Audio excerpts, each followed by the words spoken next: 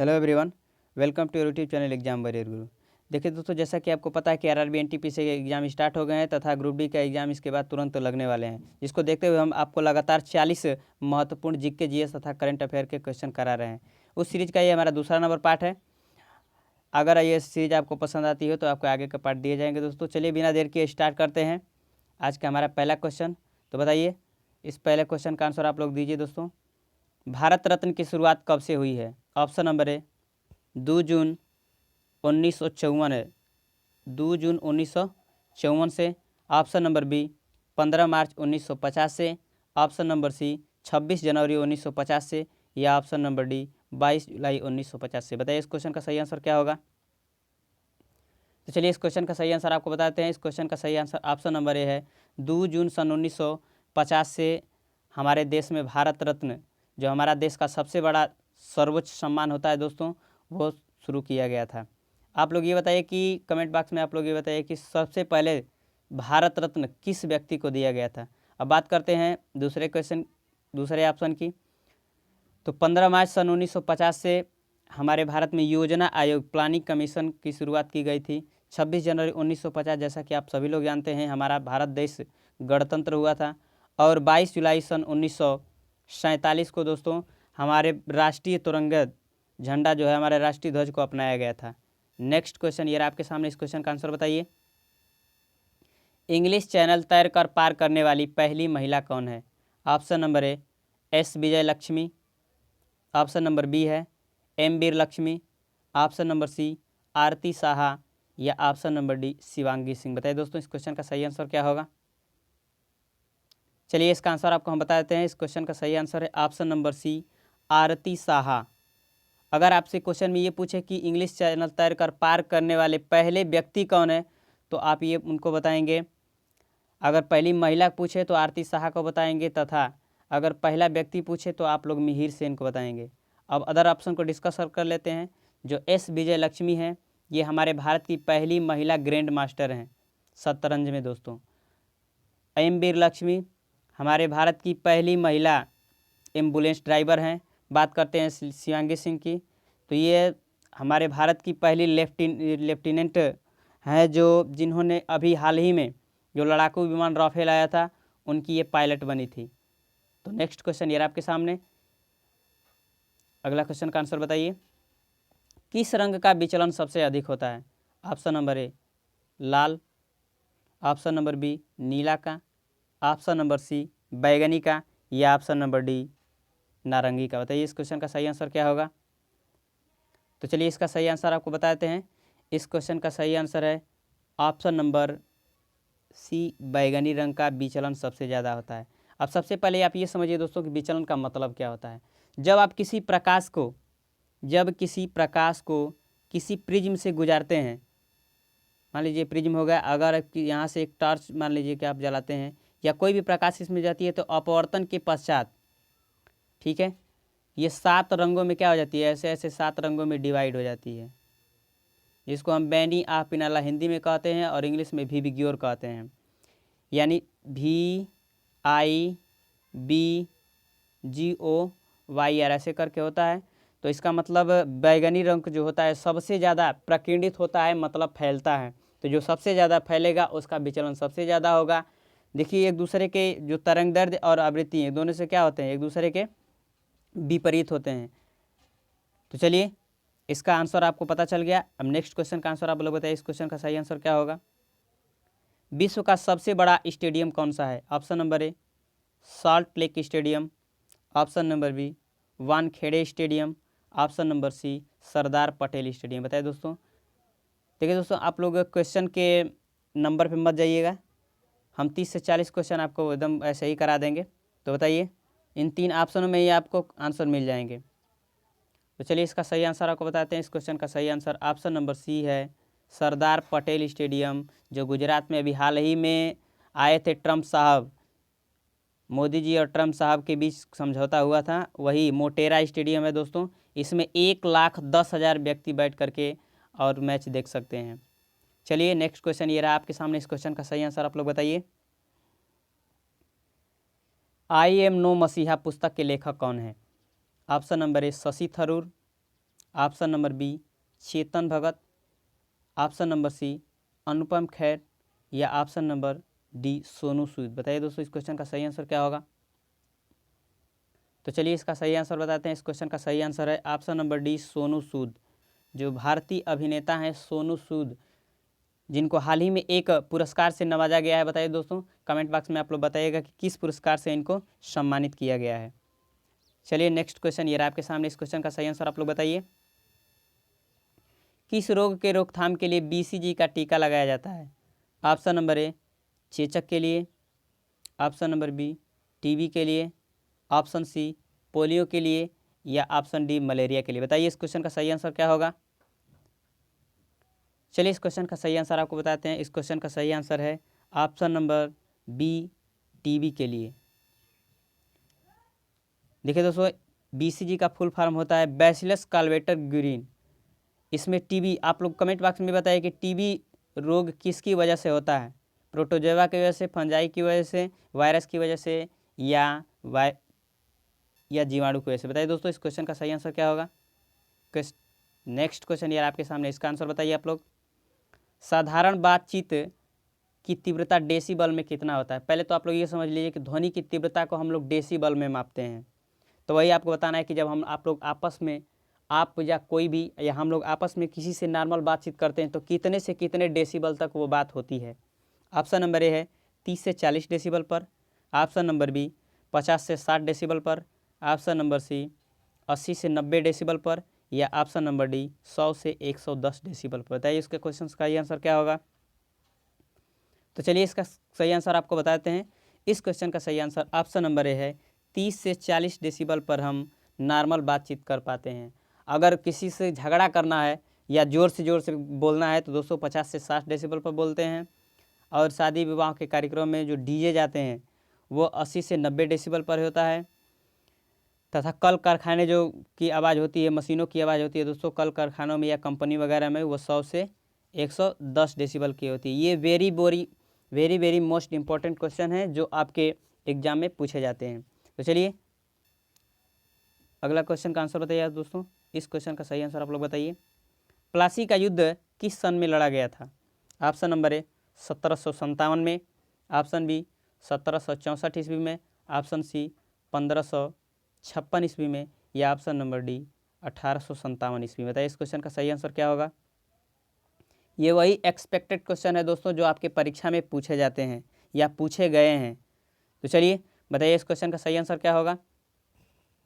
चलिए इसका सही आंसर आपको बताते हैं। इस क्वेश्चन का सही आंसर 1757 ईस्वी में प्लासी का युद्ध लड़ा गया था। अब बात करते हैं अदर ऑप्शन की, तो 1764 ईस्वी में बक्सर की लड़ाई हुई थी।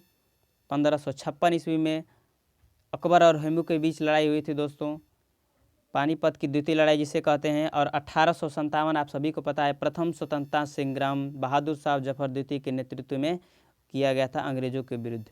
नेक्स्ट क्वेश्चन ये आपके सामने, इस क्वेश्चन का आंसर बताइए आप लोग। भारत के प्रथम लोकसभा अध्यक्ष कौन थे। Option A Sukumar Sen, option B GV Mavalankar, option C Abul Kalam Azad या option number D HJ Kania. बताइए इस क्वेश्चन का सही आंसर क्या होगा दोस्तों। तो चलिए आप सभी को इसका आंसर हम बता देते हैं। इस क्वेश्चन का सही आंसर है option number B GV Mavalankar ji हमारे स्वतंत्र भारत के प्रथम लोकसभा अध्यक्ष थे। जब सबसे पहली बार चुनाव हमारे भारत में आज़ादी के बाद हुए तो जब लोकसभा का गठन हुआ तो सबसे पहले यही हमारे भारत के लोकसभा अध्यक्ष बने थे। आप लोग अब इसका आंसर बताइएगा कि हमारा भारत देश में सबसे प्रथम चुनाव जो कमेंट बॉक्स में बताइएगा किस सन से किस सन के बीच हुआ था। चलिए दोस्तों अदर ऑप्शन को भी डिस्कस कर लेते हैं। जो सुकुमार सेन है ये हमारे भारत के प्रथम चुनाव आयुक्त हैं। अबुल कलाम आज़ाद हमारे स्वतंत्र भारत के प्रथम शिक्षा मंत्री थे। तथा HJ कानिया जो हैं हमारे स्वतंत्र भारत के प्रथम सुप्रीम कोर्ट के जो जज होते हैं दोस्तों, ये मुख्य जज थे। नेक्स्ट क्वेश्चन ये आपके सामने, इस क्वेश्चन का सही आंसर बताइए। वुहान डायरी पुस्तक के लेखक कौन है। बताइए इस क्वेश्चन का सही आंसर दोस्तों। Option number A Malala Yousafzai, option number B Fang, option number C Ruskin Bond या option number D Chetan Bhagat. बताइए वुहान डायरी के लेखक कौन है? वुहान ये वही जगह चाइना का है जहाँ से कोरोना वायरस जन्म लिया था, कोरोना वायरस पैदा हुआ था दोस्तों, वही वुहान है। तो बताइए वुहान डायरी नामक पुस्तक के लेखक कौन है? तो चलिए हम इसका सही आंसर आपको बता देते हैं। इस क्वेश्चन का सही आंसर है फ़ांग फांग ने वुहान डायरी नामक पुस्तक लिखी है। अदर ऑप्शन को भी डिस्कस कर लेते हैं। जो मलाला यूसुफजई है, इन्होंने वी आर डिस्प्लेस्ड नामक पुस्तक लिखी थी, जिनके लिए इनको 2014 में सम्मानित किया गया था। रस्किन बॉन्ड की बात कर लेते हैं दोस्तों, तो इनका है पुस्तक का नाम मॉर्निंग सॉन्ग है। नेक्स्ट क्वेश्चन चेतन भगत की पुस्तक है दोस्तों वन अरेंज मर्डर है। इन सभी चारों ऑप्शन को अच्छे से डिस्कस कर लीजिएगा, अच्छे से ध्यान में रख लीजिएगा, याद कर लीजिएगा। नेक्स्ट क्वेश्चन यार आपके सामने, इस क्वेश्चन का सही आंसर आप लोग बताइए। चलिए दोस्तों इस क्वेश्चन का सही आंसर आप लोग इस क्वेश्चन का सही आंसर आप लोग बताइए दोस्तों। फोनी चक्रवात भारत के किस राज्य में आया था? ऑप्शन नंबर ए उड़ीसा में, ऑप्शन बी गुजरात में, ऑप्शन सी महाराष्ट्र में, या ऑप्शन नंबर डी है पश्चिम बंगाल में। बताइए इस क्वेश्चन का सही आंसर क्या होगा दोस्तों? इस क्वेश्चन का सही आंसर बताइए। चलिए इसका सही आंसर आपको बता देते हैं। इस क्वेश्चन का सही आंसर है ऑप्शन नंबर ए उड़ीसा में फोनी नामक चक्रवात आया था। बात करते हैं अदर ऑप्शन की, तो गुजरात में कुछ समय पहले ही वायु नामक चक्रवात आया था। महाराष्ट्र में निसर्ग नामक चक्रवात आया था जिसने भारी तबाही मचाई थी। और बात करते हैं पश्चिम बंगाल में, अर्थात बंगाल की खाड़ी बांग्लादेश में भी ये चक्रवात देखा गया था। इसमें बुलबुल नामक चक्रवात आया था पश्चिम बंगाल में। नेक्स्ट क्वेश्चन यार आपके सामने, इस क्वेश्चन का सही आंसर बताइए। टिटेनस रोग किसके कारण से होता है? ऑप्शन नंबर ए वायरस से, ऑप्शन बी जीवाणु से, ऑप्शन सी फंगी से, या ऑप्शन नंबर डी प्रोटोजोआ से। बताइए दोस्तों इस क्वेश्चन का सही आंसर क्या होता है? चलिए इस क्वेश्चन का सही आंसर आपको बता देते हैं। इस क्वेश्चन का सही आंसर है ऑप्शन नंबर बी जीवाणु के कारण होता है टिटेनस रोग जो होता है दोस्तों। इसके लिए डीपीटी का टीका लगता है। 3 बीमारियों के लिए एक ही टीका लगता है। इसको ट्रिपल वैक्सीन कहा जाता है, डी पी और टी। डिप्थीरिया, पर्ट्यूसिस जिसे काली खांसी कहते हैं हिंदी में, और टिटेनस, इसके लिए एक ही टीका लगता है। अब अदर ऑप्शन को भी डिस्कस कर लेते हैं। वायरस जो होता है चेचक नामक रोग वायरस की वजह से होता है। फंगाई की वजह से दाद होता है, खुजली होता है, आप सभी को दिनाय वगैरह हो जाते हैं फंगी की वजह से। प्रोटोजोआ की वजह से मलेरिया होता है। इन सभी ऑप्शनों को ध्यान से पढ़ लीजिएगा, देख लीजिएगा। नेक्स्ट क्वेश्चन यार आपके सामने, इस क्वेश्चन का सही आंसर बताइए। एनएसजी के महानिदेशक कौन है? एनएसजी के महानिदेशक कौन है? Option number A Rakesh Asthana, option number B है AP Maheshwari, option number C Arun Kumar, या option number D Anoop Kumar Singh. बताइए दोस्तों इस क्वेश्चन का सही आंसर क्या होगा? चलिए इसका सही आंसर हमको बता देते हैं। इस क्वेश्चन का सही आंसर है option number D Anoop Kumar Singh. बात करते हैं एनएसजी का। तो एनएसजी का फुल फॉर्म होता है दोस्तों नेशनल सिक्योरिटी गार्ड। जो आप लोगों ने मूवी वगैरह में चाहे हकीकत में भी देखा होगा, जो ब्लैक कमांडो होते हैं, ब्लैक कपड़ा पहने होते हैं, वही होते हैं नेशनल सिक्योरिटी गार्ड। ठीक है, आगे बात करते हैं अदर ऑप्शन की। जो राकेश अस्थाना जी हैं वो बीएसएफ बॉर्डर सिक्योरिटी फोर्स के महानिदेशक हैं।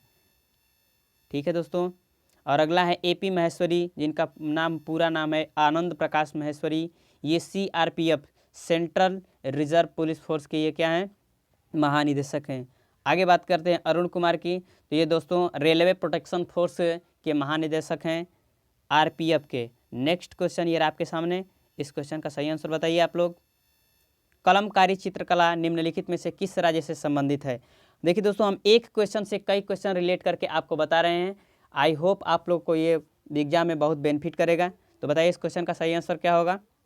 Option number A Punjab, option number B Uttar Pradesh, option number C Andhra Pradesh, या option number D Kerala.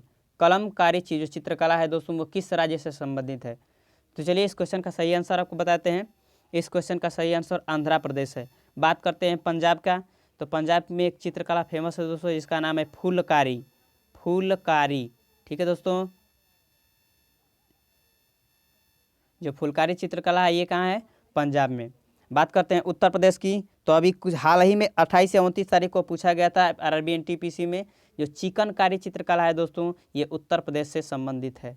Next question ये रहा आपके सामने, इन तीनों चित्रकला को ध्यान में रख लीजिएगा, याद कर लीजिएगा। ये रहा क्वेश्चन आपका, बताइए दोस्तों, वांडीवास का युद्ध कब लड़ा गया था? ऑप्शन नंबर ए 1760 ईस्वी में, ऑप्शन नंबर बी 1860 ईस्वी में, ऑप्शन नंबर सी 1660 ईस्वी में, या ऑप्शन नंबर डी है 1960 ईस्वी। बताइए इसका क्वेश्चन का सही आंसर क्या होगा? चलिए इसका सही आंसर आपको बताते हैं दोस्तों। इस क्वेश्चन का सही आंसर है 1760 ईस्वी में वांडीवास का जो युद्ध हुआ था ब्रिटेन और फ्रांस के बीच लड़ा गया था, जिसमें ब्रिटेन विजयी रहा। नेक्स्ट क्वेश्चन ये रहा आपके सामने, इस क्वेश्चन का सही आंसर बताइए दोस्तों। बनारस हिंदू विश्वविद्यालय के वर्तमान में कुलपति कौन है? Option number A Rakesh Kumar Bhatnagar, option B Rajeev Rai Bhatnagar, option C Rajeev Nadda. बताइए दोस्तों, इन तीन ऑप्शनों में ही आपको आंसर मिल जाएंगे। तो चलिए इसका सही आंसर आपको बता देते हैं। जो BHU है दोस्तों, BHU बनारस हिंदू यूनिवर्सिटी, इसके कुलपति हैं राकेश कुमार भटनागर। नेक्स्ट क्वेश्चन यार आपके सामने, इस क्वेश्चन का सही आंसर बताइए। मोहिनी अट्टम किस राज्य का शास्त्रीय नृत्य है दोस्तों? बताइए इस क्वेश्चन का सही आंसर क्या होगा? Option A Andhra Pradesh, option B Kerala, option C Uttar Pradesh, या ऑप्शन नंबर डी उड़ीसा। बताइए इस क्वेश्चन का सही आंसर क्या होगा? तो चलिए इस क्वेश्चन का सही आंसर आपको बताते हैं। इस क्वेश्चन का सही आंसर है मोहिनी अट्टम और कथकली जो है दोस्तों, ये उत्तर प्रदेश का शास्त्रीय नृत्य है। बात करते हैं आंध्र प्रदेश का, तो कुचिपुड़ी आंध्र प्रदेश का शास्त्रीय नृत्य है। बात करते हैं उत्तर प्रदेश का, तो केवल कथक अगर आ जाए, केवल कथक, कथकली नहीं कथक, अगर कथक आपके परीक्षा में आ जाए तो आप सही करेंगे उत्तर प्रदेश। और उड़ीसा का होता है उड़ीसी। नेक्स्ट क्वेश्चन ये आपके सामने, इस क्वेश्चन का सही आंसर बताइए दोस्तों। निम्न में से कौन सा एंजाइम जठर ग्रंथि से निकलता है? Option A trypsin, option B pepsin, option C amylase, option D ptyalin. बताइए दोस्तों इस क्वेश्चन का सही आंसर क्या होगा? तो चलिए इस क्वेश्चन का सही आंसर आपको बता देते हैं। इस क्वेश्चन का सही आंसर है ऑप्शन नंबर बी पेप्सिन। देखिए दोस्तों, जो जठर ग्रंथि होती है हमारे आमाशय मतलब पेट में ग्रंथि होती है, इससे दो प्रकार के एंजाइम्स निकलते हैं, एक पेप्सिन और दूसरा रेनिन। जो पेप्सिन एंजाइम होता है दोस्तों, ये प्रोटीन को पचाने में सहायक होता है, और जो रेनिन होता है वो दूध को पचाने में सहायक होता है। आप लोगों ने देखा होगा, जो छोटे बच्चे होते हैं दूध पीते हैं या कभी कभी उल्टी वगैरह करते हैं, दस्त करते हैं, तो क्या निकल के आता है? दूध से डायरेक्ट दही निकल के आता है। तुरंत पिए, 1 मिनट के बाद तुरंत उल्टी करेंगे तो तुरंत दही निकल के बाहर निकल के चला आता है। ये वही रेनिन एंजाइम होता है जो उसमें मिल जाता है और दूध को किस में बदल देता है? दही में बदल देता है। बात करते हैं ट्रिप्सिन की दोस्तों, तो ये अग्नाशय से निकलने वाला एंजाइम्स है जो प्रोटीन को क्या करता है? पचाता है। एमाइलेज और ट्रिप्सिन दोनों निकलते हैं अग्नाशय से। टाइलिन एंजाइम होता है दोस्तों, ये लार जो होता है, लार में मौजूद होता है, जो भोजन को हमारे क्या करता है? लसलसा फेंटने के काम में आता है, लसलसा बनाने के काम में आता है, जिससे भोजन हम लोग जब फेंट लेते हैं मुलायम हो जाता है तो हमारे अंदर चला जाता है इसोफेगस के माध्यम से पेट में। नेक्स्ट क्वेश्चन ये आपके सामने, इस क्वेश्चन का सही आंसर बताइए। ध्वनि निम्न में से किस निकाय पर निर्भर नहीं करती है? ऑप्शन ए ताप पर, ऑप्शन बी दाब पर, ऑप्शन सी घनत्व पर, या ऑप्शन नंबर डी आर्द्रता पर। बताइए दोस्तों इस क्वेश्चन का सही आंसर क्या होगा? ऑप्शन नंबर डी आर्द्रता पर। बताइए। तो चलिए इसका सही आंसर आपको बता देते हैं। इस क्वेश्चन का सही आंसर है ऑप्शन नंबर बी दाब पर ध्वनि निर्भर नहीं करती है। ताप पर निर्भर करती है दोस्तों, अगर आप जितना ही टेम्परेचर बढ़ाएंगे तो ध्वनि की चाल बढ़ती जाएगी। घनत्व पर निर्भर करता है, अगर घनत्व को कम करेंगे तो ध्वनि बढ़ेगी, घनत्व बढ़ाएंगे तो ध्वनि घटेगा। और आर्द्रता दोस्तों, आर्द्रता पर भी निर्भर करता है, जितना ही आर्द्रता रहेगा उतना ही ध्वनि तेज जाती है। आप लोगों ने बारिश के मौसम में आप लोगों ने ये ध्यान दिया होगा, अगर बारिश के मौसम में आप खूब तेज़ से बोलते होंगे, धीरे से बोलते होंगे तो बहुत दूर तक आवाज़ जाती होगी। तो वही है दोस्तों, पूछा गया था कि यह किस पर निर्भर नहीं करता है, तो दाब पर ध्वनि निर्भर नहीं करती है। नेक्स्ट क्वेश्चन यार आपके सामने, इसका सही आंसर बताइए। कति बिहू त्यौहार निम्न में से किस राज्य में मनाया जाता है? ऑप्शन ए अरुणाचल प्रदेश में, बी असम में, सी महाराष्ट्र में, या डी उत्तराखंड में। तो चलिए इसका सही आंसर आपको बताते हैं। जो बिहू त्यौहार है दोस्तों, ये मनाया जाता है असम में। बात करते हैं महाराष्ट्र में, तो महाराष्ट्र में दोस्तों गुड़ी पड़वा नामक त्यौहार मनाया जाता है। ठीक है दोस्तों। नेक्स्ट क्वेश्चन ये रहा आपके सामने, इन दोनों क्वेश्चनों को अच्छे से याद कर लीजिएगा। ये रहा आपके सामने, इस क्वेश्चन का सही आंसर बताइए। गर्भाशय जो भ्रूण, गर्भाशय में भ्रूण को पोषण कौन प्रदान करता है दोस्तों? निम्नलिखित में से ये कौन सा ऊतक है जो गर्भाशय में भ्रूण को पोषण प्रदान करता है? जब बालक माता के गर्भ में होता है, तो जब से देखिए दोस्तों, जब में भ्रूण बनता है यानी माता के गर्भ में जब होता है, तब से लेकर जब तक बच्चा पैदा नहीं होता है तब तक वह भ्रूण ही कहलाता है। तो बताइए वह पोषण किससे प्रदान करता है? ऑप्शन नंबर ए है विली से, ऑप्शन नंबर बी ओविडक्ट से, ऑप्शन नंबर सी प्लेसेंटा से, या option number D fallopian tube से। तो चलिए इसका सही आंसर आपको बता देते हैं। इस क्वेश्चन का सही आंसर है ऑप्शन नंबर सी, जो गर्भाशय में भ्रूण को पोषक प्रदान करने वाला ऊतक है दोस्तों, ये होता है प्लेसेंटा। आप लोगों ने देखा होगा जब बच्चा माँ के गर्भ से बाहर निकल जाता है तो प्लेसेंटा ऊतक होता है, उसको काट दिया जाता है, जिसको गर्भनाल कहते हैं दोस्तों। उसी के माध्यम से वह भोजन प्राप्त करता है जब माता के गर्भ में रहता है। तो नेक्स्ट क्वेश्चन ये रहा आपके सामने, इस क्वेश्चन का सही आंसर बताइए। सुगौली की संधि निम्नलिखित में से किसके शासनकाल में हुई? ऑप्शन ए डलहौजी के शासनकाल में, option number B Lord Hasting के शासनकाल में, ऑप्शन नंबर सी वेलेस्ली के शासनकाल में, या option number D Lord Mayo के शासनकाल में। बताइए इस क्वेश्चन का सही आंसर क्या होगा? तो देखिए दोस्तों, सबसे पहले आप लोग ये जानिए कि सुगौली की संधि में क्या हुआ था। सन 1814 से 1816 ईस्वी के बीच में नेपाल के एक राजा थे अमर सिंह थापा, उनके और अंग्रेज़ों के बीच लड़ाई लड़ी गई थी जिसमें सुगौली की संधि हुई थी। ये वही सुगौली है दोस्तों जहां अभी भी हाल ही में भारत और नेपाल के बीच कुछ विवाद हो गया था काला पानी लिम्पियाधुरा को लेकर के। यही नेपाल बता रहा था कि सुगौली की संधि में अपना ये मैप चेंज किया, बता रहा था कि ये हमारा काला पानी लिम्पियाधुरा और लिपुलेख ये मेरा है, अपने मैप में दिखा रहा था दोस्तों, ये वही सुगौली है। तो चलिए इस क्वेश्चन का सही आंसर लॉर्ड हेस्टिंग के शासनकाल में सुगौली की संधि हुई थी। नेक्स्ट क्वेश्चन ये रहा आपके सामने, इस क्वेश्चन का सही आंसर बताइए। किस नदी को दक्षिण की गंगा कहते हैं? ऑप्शन ए कावेरी नदी को, ऑप्शन नंबर बी गोदावरी नदी को, ऑप्शन नंबर सी कृष्णा नदी को, या ऑप्शन नंबर डी गंगा नदी को। बताइए इस क्वेश्चन का सही आंसर क्या होगा? तो चलिए इसका सही आंसर बताए तो दोस्तों, इस क्वेश्चन का सही आंसर है ऑप्शन नंबर बी गोदावरी नदी को दक्षिण की गंगा कहते हैं। इसे प्रायद्वीपी नदी भी कहते हैं दोस्तों। प्रायद्वीपी नदी किसे कहते हैं? या प्रायद्वीप, देखिए दोस्तों, वह नदी जो तीन तरफ से किसी लैंडलॉक से घिरी हुई होती है। यह गोदावरी नदी जो है नासिक के, महाराष्ट्र के नासिक के त्र्यंबकेश्वर से निकलती है और जा करके बंगाल की खाड़ी में गिर जाती है। अगर आपसे क्वेश्चन ये पूछे कि दक्षिण भारत की गंगा किसे कहते हैं, तो कृष्णा नदी को दक्षिण भारत की, सॉरी दोस्तों, कावेरी नदी को दक्षिण भारत की गंगा कहते हैं। चलिए इस क्वेश्चन का सही आंसर आप लोग बताइए। अराकामियोमा पर्वत निम्न में से किस राज्य में स्थित है? ऑप्शन नंबर ए अफगानिस्तान में, ऑप्शन बी म्यांमार में, ऑप्शन सी नेपाल में, या ऑप्शन नंबर डी पाकिस्तान में। बताइए इस क्वेश्चन का सही आंसर क्या होगा? तो चलिए इस क्वेश्चन का सही आंसर आपको बता देते हैं हम। इस क्वेश्चन का सही आंसर है ऑप्शन नंबर बी म्यांमार में अराकामियोमा स्थित है। अदर ऑप्शन को डिस्कस करते हैं तो अफगानिस्तान में हिंदकुश पर्वत है, नेपाल में आप सबको पता है हिमालय पर्वत। नेक्स्ट क्वेश्चन ये रहा आपके सामने, इस क्वेश्चन का सही आंसर बताइए। 20 डिग्री सेंटीग्रेड पर ध्वनि की चाल किसमें अधिकतम होगी? ऑप्शन ए हवा में, ऑप्शन बी पानी में, ऑप्शन सी लोहा में, या ऑप्शन नंबर डी एल्यूमिनियम में। बताइए दोस्तों इस क्वेश्चन का सही आंसर क्या होगा? देखिए दोस्तों, सबसे पहले ध्वनि, अब जब समझ लीजिए कि ध्वनि किस पे ध्वनि किसी ना किसी, ध्वनि एक क्या होती है?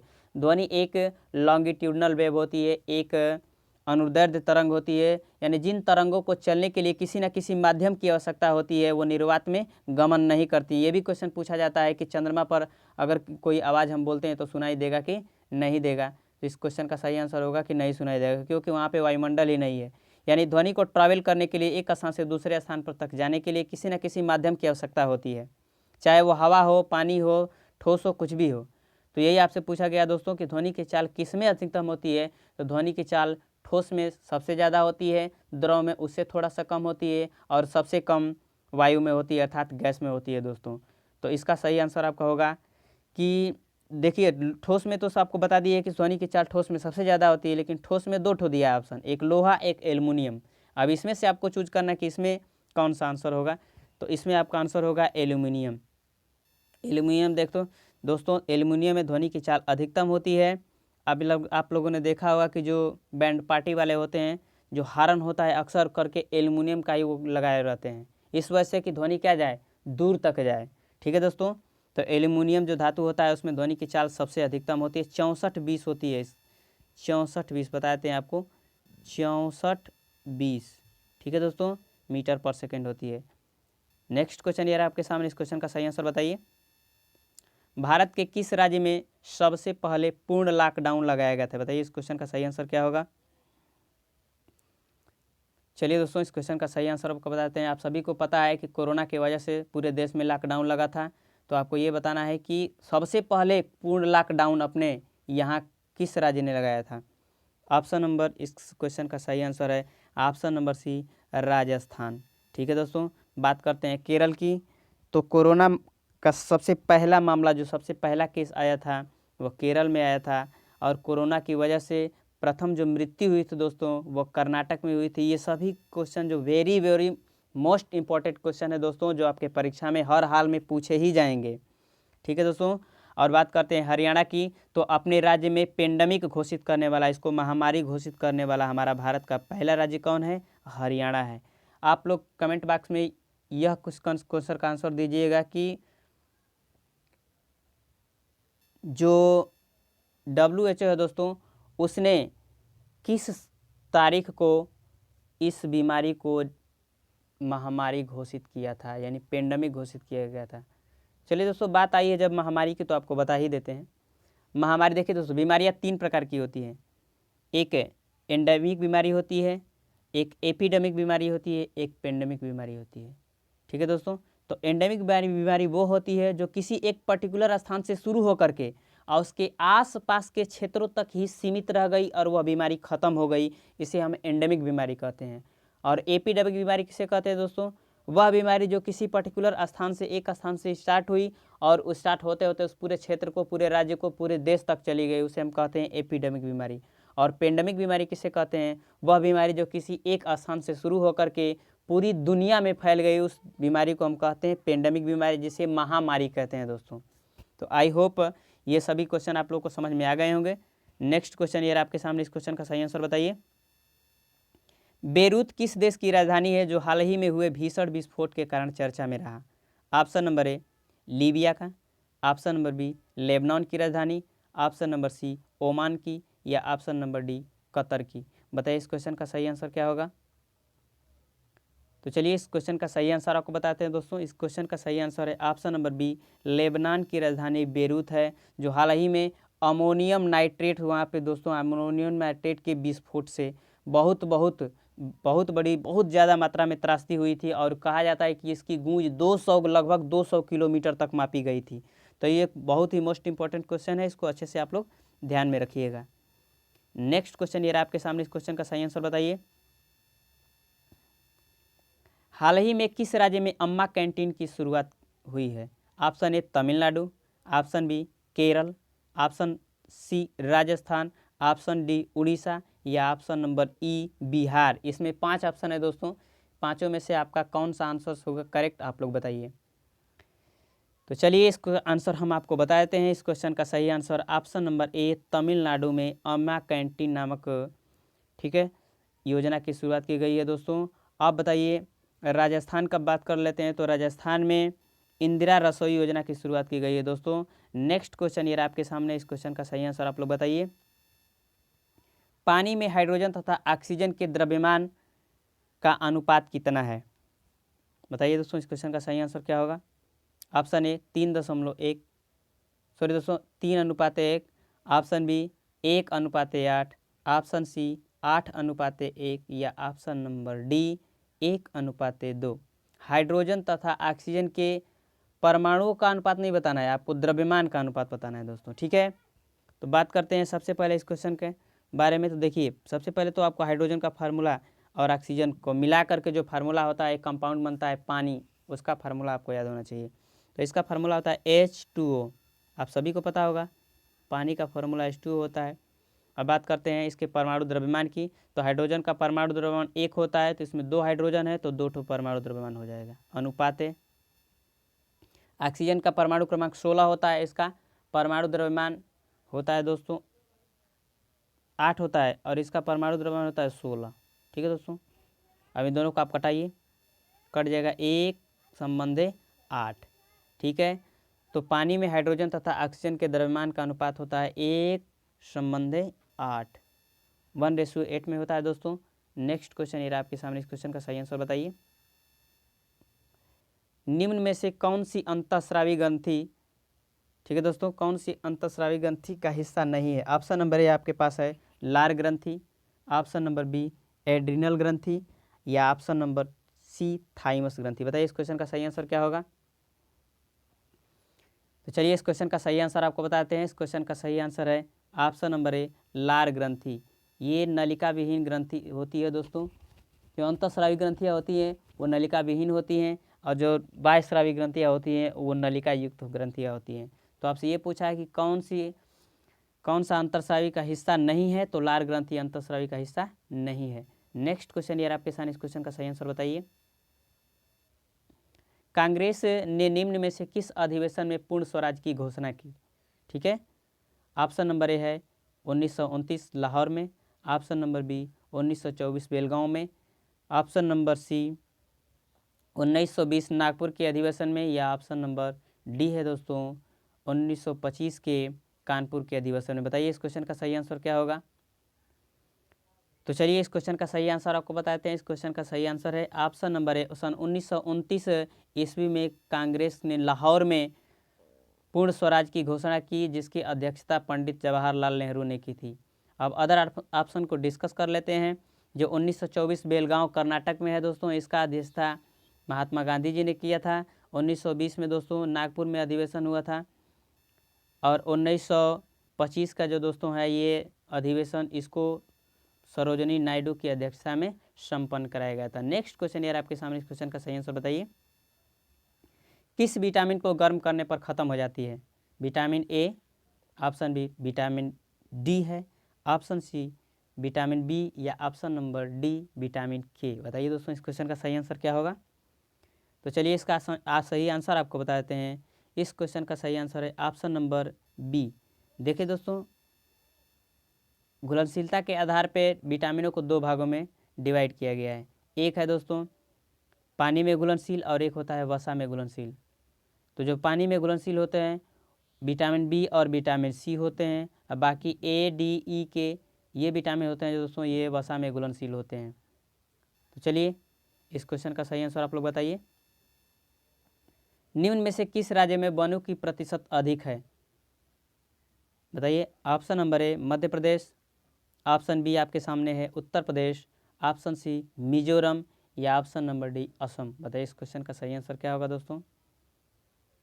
तो चलिए इसका सही आंसर आपको बता देते हैं। इस क्वेश्चन का सही आंसर है ऑप्शन नंबर सी है दोस्तों मिजोरम। मिजोरम जो है इसमें वनों की प्रतिशत मात्रा अधिक है। बात करते हैं, अगर आपसे ये पूछ ले कि भारत के किस राज्य में सबसे ज़्यादा वन है दोस्तों, तो आपका आंसर चला जाएगा मध्य प्रदेश के साथ। तो देखिए दोस्तों, ये हमारे कुछ क्वेश्चन थे जो करेंट अफेयर, जीके, जीएस सभी मिक्स क्वेश्चन थे दोस्तों, जो आपके परीक्षाओं में पूछे जाते हैं। आई होप इससे आपको बहुत मदद मिलेगी। थैंक यू दोस्तों।